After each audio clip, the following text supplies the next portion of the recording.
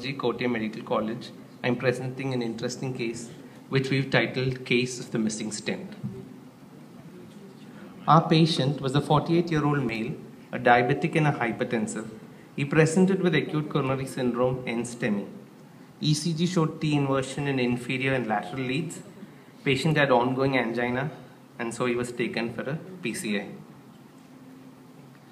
Diagnostic right coronary angiogram through radial route showed a proximal, discrete, eccentric 80% lesion. The left coronary system was normal. So we decided to stent the lesion. We first did a pre-dilatation with a 2x10 balloon. And after pre-dilatation, we proceeded to stent the lesion.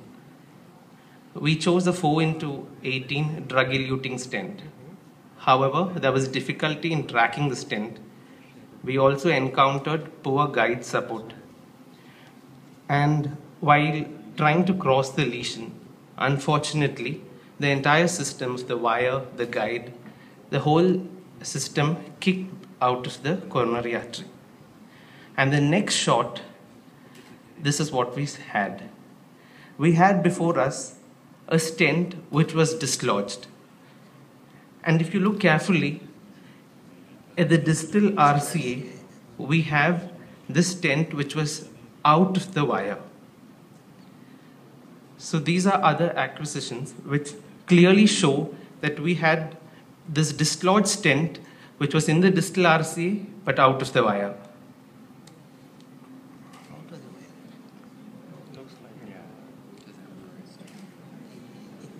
So now we were faced with this arduous task of trying to retrieve this dislodged stent which was out of the wire.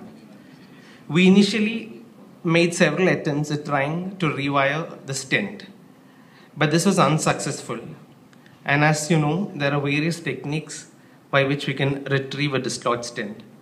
So what we did first, we used a small balloon, a 1.5 into 8 millimeter balloon. We tried to pass the balloon distal to the stent and tried to inflate the balloon and then withdraw the balloon in the hope that the stent would come along with it. However, this did not yield any result. We then went on to use the two-wire technique. Two wires were used. We intertwined the wires and tried to withdraw the wires with the hope that the stent would come along with it. But here too, we did not have a positive result. As you know, dislodged stents are seen in only about 0.1 to 0.5% of PCI cases with the current generation of stents and with the current techniques involved. And in our cath lab, over the last 1 year, I think this was the first case that we had. And to make matters worse, I should remind you that the stent was outside the wire. So then finally, we again tried with several attempts to rewire, to pass the wire through the dislodged stent. And then here, we asked the patient to take a deep inspiration.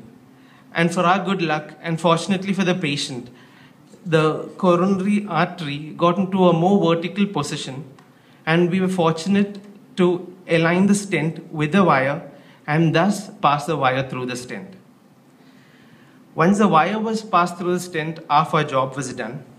We now put in a small balloon and tried to pass the balloon through the stent. Unfortunately, here again the balloon did not track properly and only the proximal part could go in. So we partially inflated the balloon there and tried to withdraw the entire system.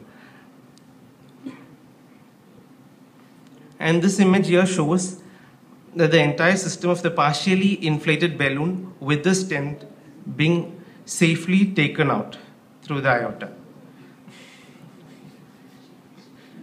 And here, this is the last shot showing the culprit. Here we had a partially inflated stent with the balloon and the sheath safely taken out. So from this short presentation, the take-home messages here are, here we were trying to focus on the management modalities involved if we had a dislodged stent. Various modalities are mentioned in literature, mainly the two-wire technique, small balloon technique, using a snare, using special devices, then crushing the stent, and if nothing works out, even surgical intervention. But here, after the initial few attempts and modalities were unsuccessful, what I would like to stress on is that a simple maneuver like a deep inspiration, with that we could fortunately align the floating stent, or rather the stent which was out of the wire, and then pass a wire through it, and then after that, things were relatively easy. Thank you. Once again, an excellent presentation.